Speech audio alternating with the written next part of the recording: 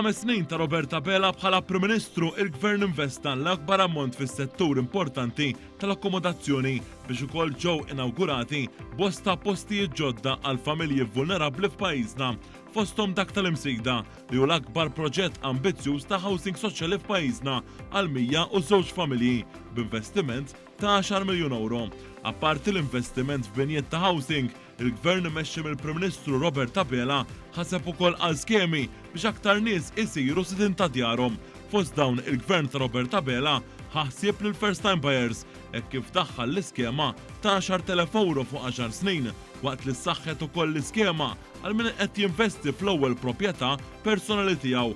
Gvern Laburista immexxi mill-Prim Ministru Roberta Bela kompla jestendi l-iskema tal-eżenzjoni tat-taxxa tal-boll fuq l-ewwel 200,000 euro għal first time buyers, waqt li estenda it-tnaqqis għal second time buyers. Dan fil-waqt li żied l-inċentiv lil dawk li jixtru f'żona ta' konservazzjoni urbana magħrufa bħala UCA għal dawk li jixtru djar li jkunu ilhom sew vakanti jew dawk b'estetika tradizzjonali.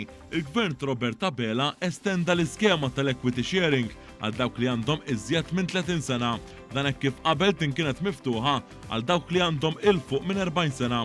Riforma oħra li ddaħlet taħt dan il-Gvern hemm dik ta' New Hope li tiżgura persuni b'diżabilità jew dawk b'ċerti kundizzjonijiet mediċi xorta jingħataw self mill-banek biex jixtru darhom. Il-Gvern ta' Roberta Bela indirizza il-problema fil-liġi tal-kera ta' qabel l-1995, riforma li ma ħallit lil ħadd bla saqaf fuq rasu u għenet kemm lis-sidin kif ukoll l-inkwilini, partikolarment il-pensjonanti li jkunu ilhom jgħixu fl-istess residenza għal żmien twil qabel.